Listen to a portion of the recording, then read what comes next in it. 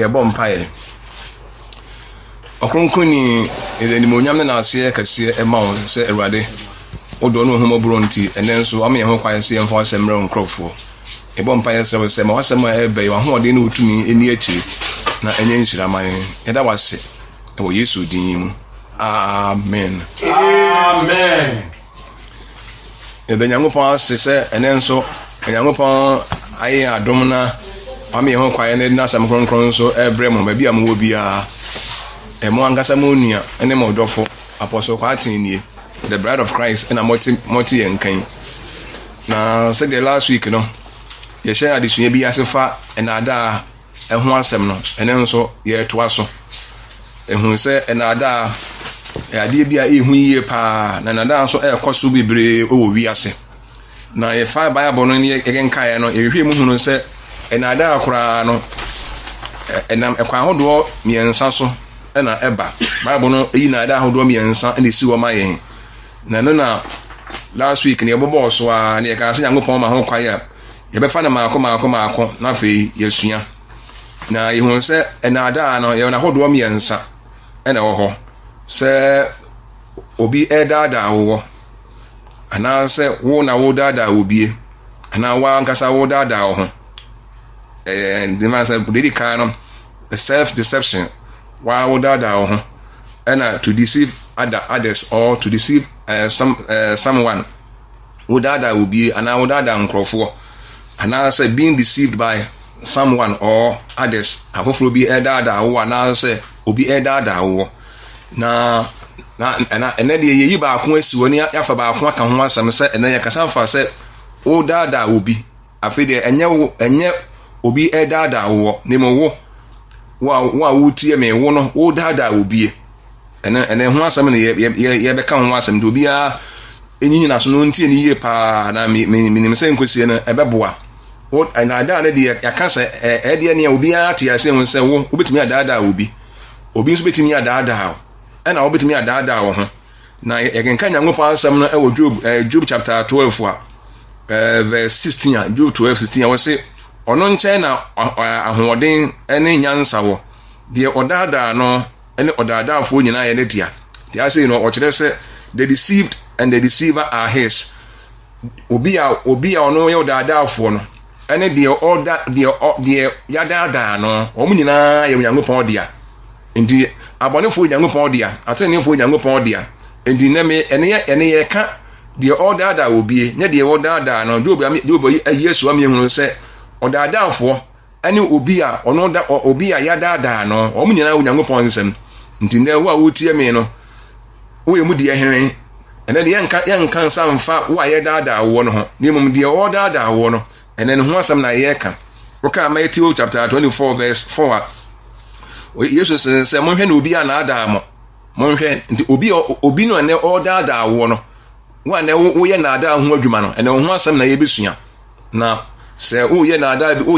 o dada obi e watimi ansa afiri ho Ephesians chapter 5 verse 6 nso wasem mo obi mfa nsem hunu e na ada mo sa obetimi di nsem hunu ada mfa nhye adwene mu obetimi di nsem hunu ensem ababia ni mu atimi ada ti wa enne wodi ensem hunu e dada obi no enne ho ase na meka enye obi a ye dada no na wo ye ho adwuma no na afi wo ka Roman 4 man mesaka bi Roman chapter 16 verse 17 to 18 so a o se nanso anuanom mitumo fo se mon kari wo mo de empapa mu ba no to sintidua de se enkyerɛkyerɛ a mo asua no na mon twem ho mfiri wo ho na wono te saa no ensom Awurade Kristo ni mum osom wo na ayafunu no de takyerabade ene adokodoksem dada won na onim bɔne akoma wo se ene obetimi de adokodokosem adafedefesem adada wo se ebinim de adokodoko sem ene enada asam flattery na flattery na ada asem adafedefeni ada nipa hweyi nti obi one wodi adafedefesem bi wa ene wodi adafedefesem bi ene nsem a debi wo ka kire obi ne nso wodi dada no ene ho asem na yegusu ayehwe na yebekọ Bible mu na ihu se enada hodo mi ensa nyina no se obi dada obi ana ye dada wo ana de wo de o dada no yonko no ni nyina nye papa de wo dada obi enye obi daadaa wo enye wo daadaa wo ho enye ni nyina ntene enya de papa e wo Nyankopɔn anim ndi hwe yie na nesa bi a wo daadaa wo bi a wotimi asakra wadwene ni hu se na da na miensa nyina de ehu pa kase pa wo mu ni obi a wo no wo daadaa ne nua obi a wo daadaa no yonko when so we wicked person pa no we dangerous person me say obi daadaa obi de na se wo de adwenbone pa na anaso wo de nyansa bi ebi ti obi na nyina de ade bi ayi hu pa yie pa de obi on de ni hu pa ni na se ni tirimu odin na ni tirimu osum ene odaadaafo de we obi a wo daadaa oni pa bi wa brabom asetena mu a hwe yie pa na Onyankopɔn empe bone oni bone nso entena na enen nso ya hu se enada no ekoso bebre ye wona ada hodo bebre no a na wo ho na ada maka se na ada nso apart from se na hodo miensen so ya boso hu no se ye wo na ada mu mienu spiritual deception and a physical deception mu na ada na ko agina se nyame mu nyameso mu na ada obi di Awurade din ye bedaada wo atoro nkyerɛkyerɛ no mo twe afiri enokore ho na wode wakɔ sɛ yie mu eno ye nyame mu na ada obi di Bible e bedaada wo ana ene religious ayi bia believe body bedaada wo afiri enokore bi ade kɔ enkwam ho no eno ye hu mu na ada ene ye wo physical na hunamu na ada hunamu so bi edaada wo eno nso ho sɛ de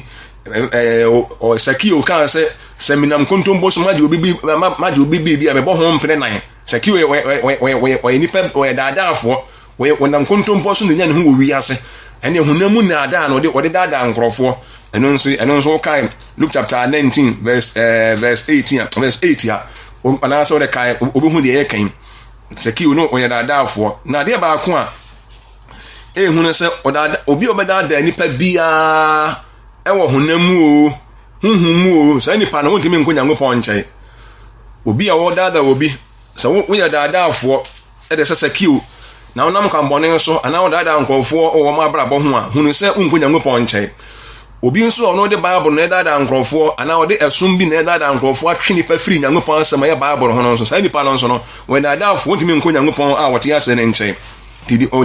daadaafo bia ne hu ohu onipa daadaafo bia de ne hu ohu ebi sɛ sa nipa no o de nipa kɔ amanie mu o de nipa kɔ ohawo mu o de nipa ekɔ bɔne mu honhom fam ne honam fam nyina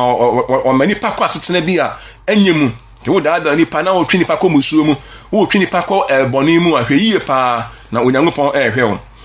ne kwasem nie wo daada obi ma ne free no enokore no obi obadaada nipa bia ma na free no kore ho akodi atoro nkyerɛkyerɛkyi na watwe ne ho afi Nyankopɔn ho bia no Nyankopɔn bobi sasa nipa ne kra afiri wo ho eni wo de sɛ na ada bi ho adwuma na wo ya huhumu o na ada bi na wo de wo ya daachi bia Nyankopɔn bobi sa nkɔfo bia wo daada wo nyina kra afiri wo ho de hwenie pa nti na de wo mu kaka ne sɛ Nyankopɔn ma ho kwae a bebrenu a de Awurade din daada nkɔfo obunwa wo sɛ Awurade se nanso Awurade nka bibia eno de nyame mu na ada Nyankopɔn sɛ menka nkyerɛ wo sɛ na afei no wasa aka kyerɛ yakwankyerɛ we yese ni sei first kabana menye sei ma na nipa no nso wonte da Nyankopɔn ka bibia nkyerɛ no wa wo yɛ saa de due pa nyame bo wane nyame mu na ada meka ho asɛm pa eno nko a yɛ topic mu ba ko nyame ma ho kwae a meka ho asɛm de wo dada obi wo abrabom honhom fam honam fam bia no hwɛ yie wo dada baba wo bi ne koda wo disika bi dada ebi no disika dada maayewa nom ene nkrofo na omo kodeda we yesa due wo dada nkrofo bi ne omo adeda no due pa we yesa wo ye bonitia Onyankopɔn ote ase na fe nso no obi kwa so bitimi dada obi ma ne timi ja na yere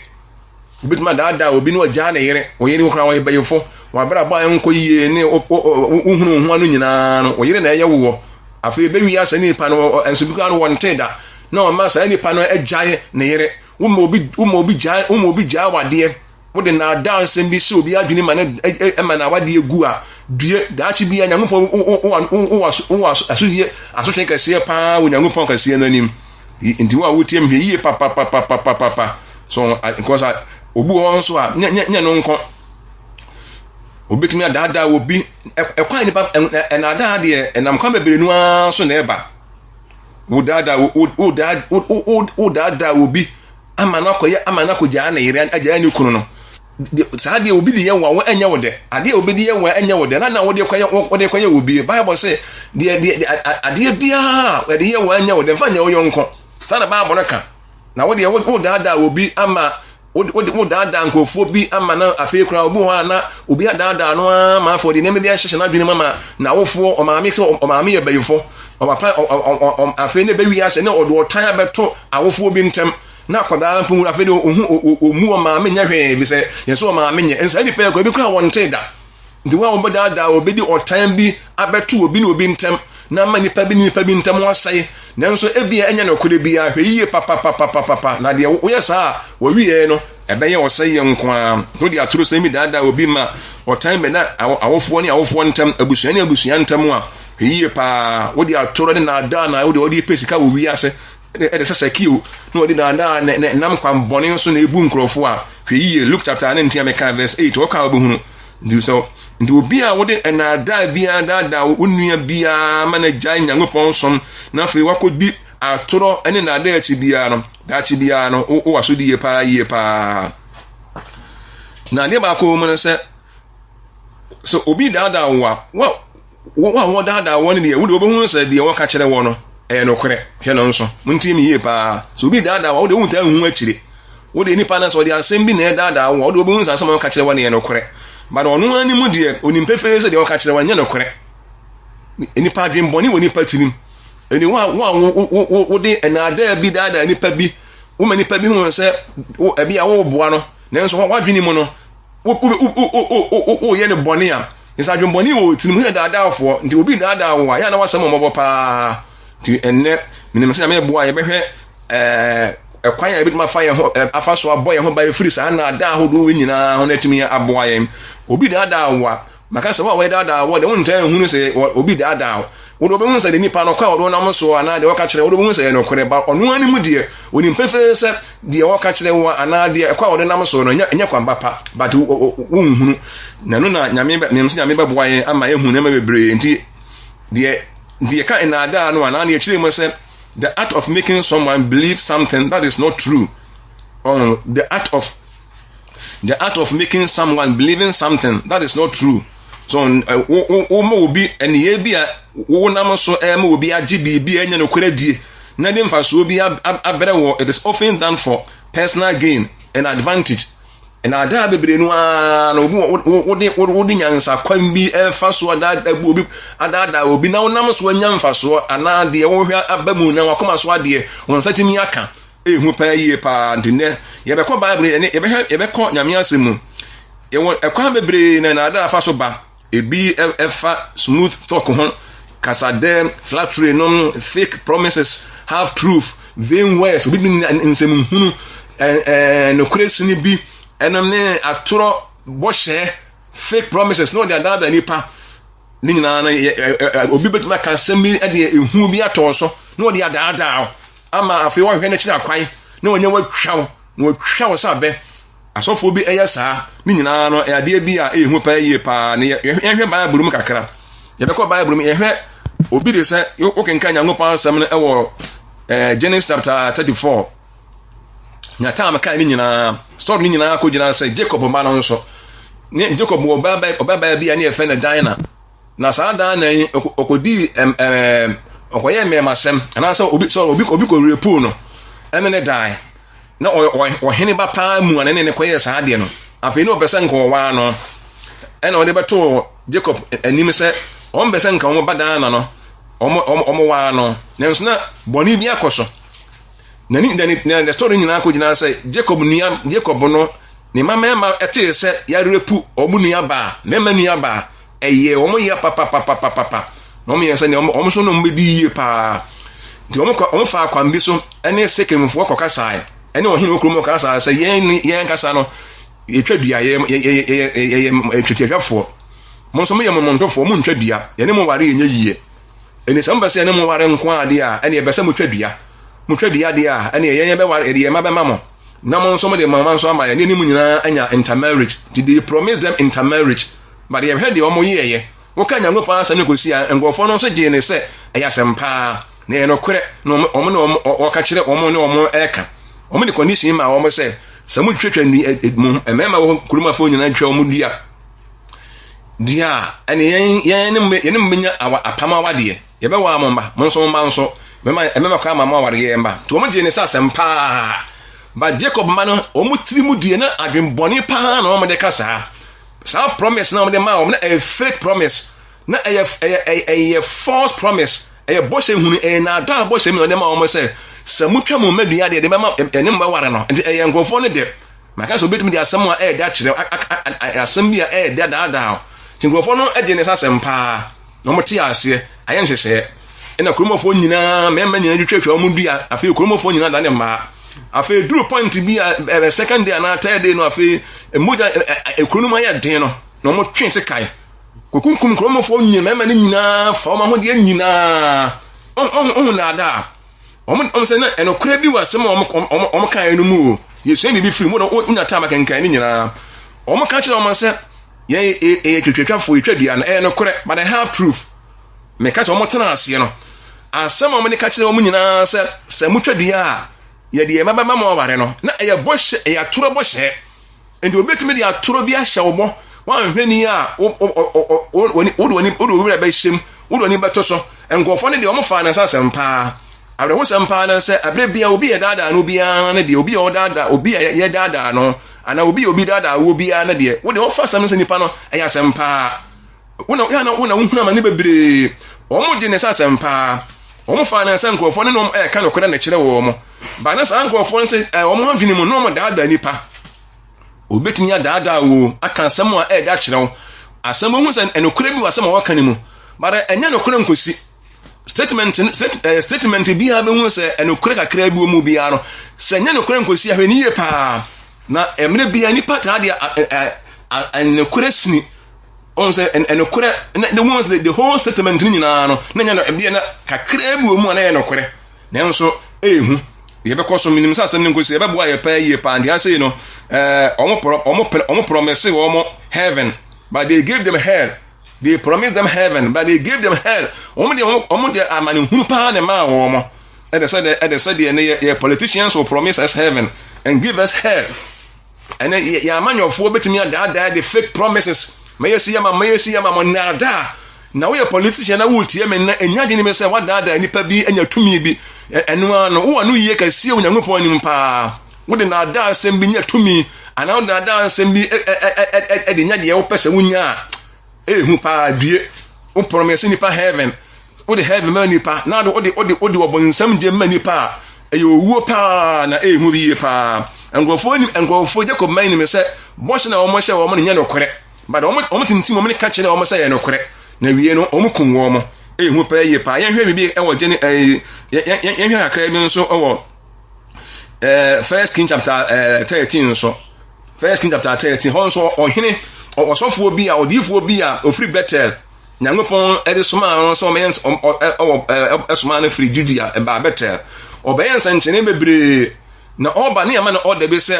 oba ekwa na wona so ekoro ensa wachi kobi se meka kire o sa wachi men kan kire o sa wachi amen sa wachi na okon so amenidi kobi se me na meka kire o se didi ansa na wadidi eni wakwa yen sanchene na nware bebre afi okurumofo odifo mi nso Bethel akokoraba we experience man pa we adwuma na che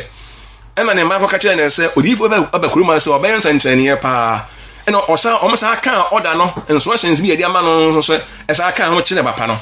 according to Bible kire se odifo akokoraba no odifo ne nche o ka Bible no a o ka kire ne se ohun no na ka se mini anya mini pani o sa amia ona ba bete ene brani enko fini enko didi no ka nyenda bi nyankopon se mami nidi nyankopon se mama nsa nso emfa me kwa me nsa me ko ye mama nsa emfa ho edi me kwa enye yie o na me nso me odifo de se wa na onyankopon nam ne bofo so ka kire me se me sa no mra na ebedidi eno ano no wa no nso di akire obi betimi di nyankopon edin ada wo unsa say no ampa wose me nyankopon nipa de se wa ampa enokure wo mo nyame nipa de nanso ampa we odifo de nanso nyankopon ka bibia nkyere no unsa ne kure bi wo mu me odifo onso ye odifo nanso no we odifo no so nses nyame akasa kire no nanso Nyankopɔn ka bi bia nkire no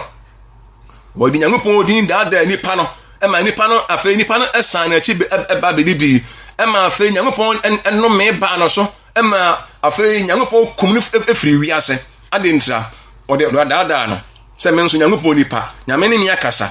enkrofo bi wo Nyankopɔn ka hwe nchi no so wode na daada Nyankopɔn odin daada nkrofo mi nti hwe yi na obi amfa na difu sem obi amfa na somafo sem obi amfa na bishop sem me bishop no ne ade na ada bebrenu ade o profession dada nkrofo profession no mo de dada nkrofo abrabom me doctor so onye doctor no e fake doctor me pharmacist so oboa hwe me ade bia ehu pa yie pa wo se me nso me odifo se wa on nanso na de o kan nyina no na atoro bi na wodie eno kresni mi wo de o kan yenu mu oyo odifo de nanso Nyankopɔn kan bibia nkyere no me hwe yie papa o no obi amfa me difo hwan ni ade ado no ehu pa yie pa odada no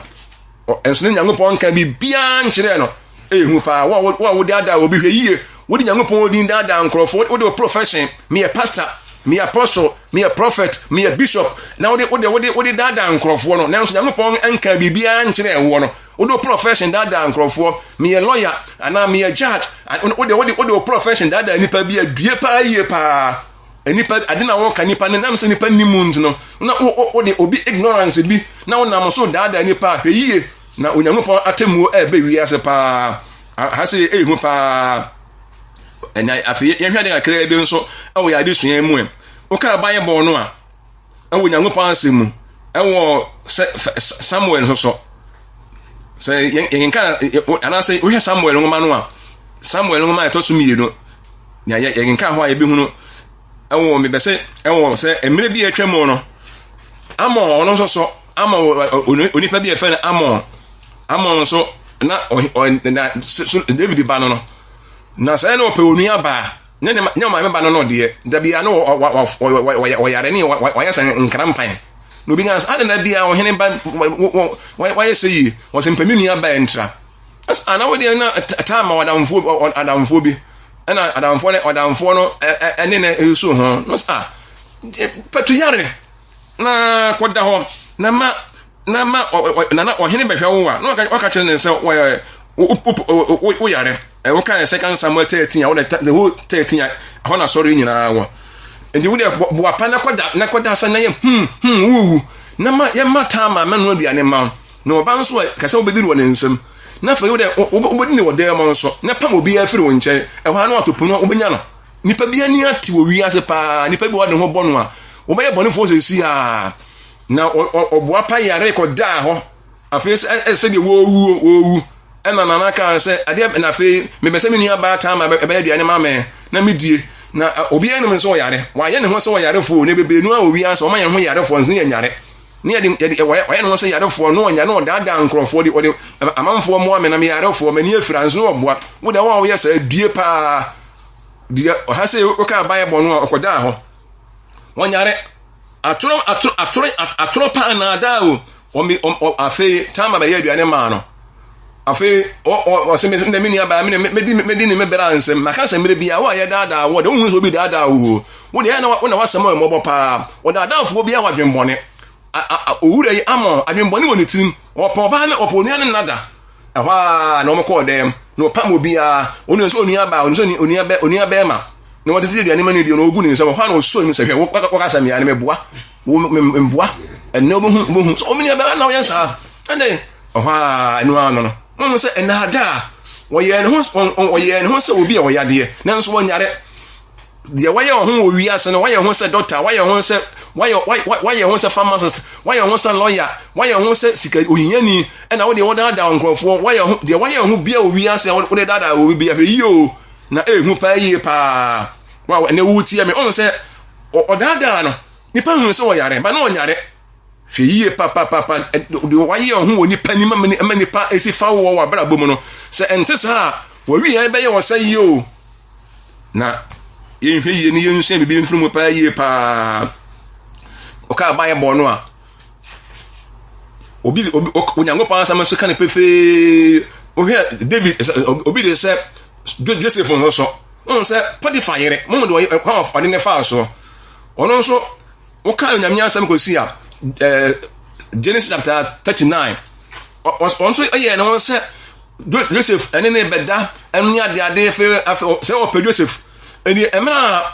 ni kunu nkofo nyina pie no ɔyɛ Joseph ne meda Joseph da menya sam ya bɔne ati Nyankopɔn ɛhwa ɛna wo so Joseph mu say na Joseph ɛgye ne ho no ɛna natade ka ne nsɛm ɛna wɔkɔtena aseɛ ni kunu ba natade ni kuran sɛ ehwɛ de ne de abrante na ɔbɛfa na be fie de ɔbɛgoro me hu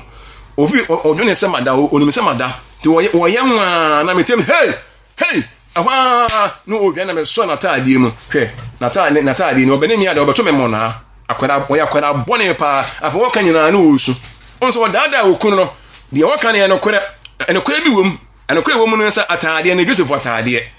ɛna wɔne nsɛm nanso no na kyɛ sɛ nanso na de ɔka fa Joseph hu bia no na nya nokora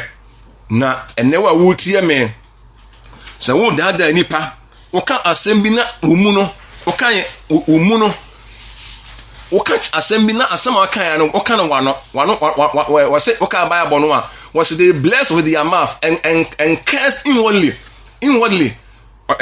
Psalm 62 verse 4 wɔse wɔn do no hyira but wɔn dome woka asɛm bi kyerɛ obi na asɛm aka kyerɛ nipa no ɛnyɛ nokore but wo mu de ɛnyɛ nokore but wano de ɛnyɛ nokore a ehu pa wa wotie me yɛn hwɛ yie pa na ebinom de kyerɛ madɛ adefɛdɛ fɛsɛm ɛna dada nkrɔfoɔ ɔmo kununom tia na wode bɛma ma wa mene wotie wo kura ne won kama sama nkyerɛ me munya me hwɛ nanso no ebi a wode adwembɔ ne yɛ kan sɛ Samson de Lara ewi ase wo ka sɛ me kyerɛ wo bi na asɛm bɛka kyerɛ no wo mu de wonim sɛ ɛnyɛ no korɛ ba wɔn hu sɛ ɛnyɛ no korɛ hwɛ yie pa na wonam so dada nkrɔfoɔ bi a onipa brabɔ ho a hwɛ yie pa na Onyankopɔn ɔhwɛ nipa wa wotie me sɛ wo dada obi a sakra wadwene wate wonam kontombo so dada nkrɔfoɔ bi wo ma wareɛ ho wonam dada nkrɔfoɔ mo dwumasɛm wo dada nkrɔfoɔ bi ɛwɔ ɛne wo ma akɔda ayɛ nema bi anya sakra wadwene pa no dadafoɔ bi ne obɛkɔ Nyankopɔn nkyɛ adesua na kɔ gyina sɛ ɛna da ɛwɔ na hodoɔ miɛnsa wo dada obi obi dada wo ana wo dada ho na obi odada nipa de ne tirimu osum wohɛ de esu yɛ nyina Joseph nso mo kae sɛ onuanom nso ɛde na ada ekuma brekyire ɛde Joseph atade ɛyɛ mu ɛde bɛkyerɛ sɛ Joseph wawu on emebia odadaafo bia no ɔde bibi kyerɛ ɛne yɛ bia ɔde kyerɛ ma obi agye bibi adie ehu pa yie pa o wabrabɔ ɛde bɛ na woyɛ ho obi ase wo dada obi agye obi kuna na wo dada obi agye obi yere wo dada obi ɛde na komusuo mu de na kwamane mu ana mfamu ana sɛ honam mfamu ana amo oyɛ no sɛ yarefoɔ ɛnɛ sɛ na wɔsi ayɛ wo ho sɛ na wɔyɛ ho sɛ Kristo ni anya Kristofoɔ nam ɛna wonam kwan bi so pɛ sɛ wo dada nipa bi a hwɛ yi o de wɔyɛ san ho ne saa na wo tie no Joseph Potiphar yɛ edi sun ɔde dada ne kunu giri atoro di ɛma nam so ma Joseph onyaamaneɛ wo de wo ma obi agye atoro bi adi ama ɔtam bi abɛda ɔne ne wura bi ntam ama na abɛda ɔne ne yere ntam abɛda ɔne ani nipa bi ntam ama ɔne nipa bi ntam asɛe baabi obi nya nanu abiani firi no wo de na ada bi akɔpie hɔ ma nipa bi anya wɔtae ma nipa bi anya mane a hwɛ yie wo a wotie me na ensi wo yie sɛ nɛ wo de na ada bi ɛdada nkrɔfoɔ asakara wadwene na ama ansi ne yie Joseph wɔne yɛ dada no Potiphar yere yɛ saa no ɛyɛ bɔne wɔ Nyankopɔn anim ɔmo a yɛbɔ mu din wɔ Bible mu nyinaa na adasɛm wode na adada obi a hwɛ na ho ɛma ho nya hu wate sakra wadwene na ndaso hɔ ma wo ndi ɛma na mede asɛm ba na wie obi a wo dada unua bia ɛyɛ bɔne wɔ Nyankopɔn anim odadafoɔ bia de odada wo yɛ dadafoɔ bibia mu ho mfamu hu na mfamu obetuma sakra wadwene ma na yie ɛmfa wɔ time meto obi no obi ntam ɛnka dɔfo adɔkɔdɔkɔ sɛm nkyerɛ nkɔfoɔ obi wɔ ha obitumi edi adanse sɛ ɔkai obi tɔn na ade ne deɛ yɛ paa o ade ne deɛ kaa no yɛ paa obi kodi fitani kodi obi adanse kyerɛ sɛ kaa wo profession obi no kotoka dia nan say wo engine ho a no was engine ye no wa diska fini pan ho no wa twa ntro amani ne na tade bone keye pa wo de profession da nkrofo a onyame hwe o wate emfa entwa nkontompo seseki o mfa nye nkrofo ne ma na ensi wiye so wayɛ saa akora no a enka echi techere manchene ka ananye ade ne nye nanso bɛka gu asa ade ne ya ma wato na kɔ hawo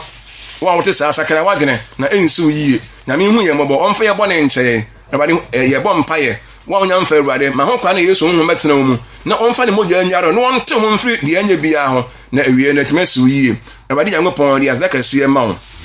ene wasɛm waba ma asɛm aba ya wa ho ɔde nta akyiri ɔkra bia wɔno no hu ne bɔne hu bia fa ne bɔne ekyɛ no na gye no ebra wɔn nkyɛ me do man ga na hyɛ wɔn nsa me da wase ɛwɔ Yesu din mu amen.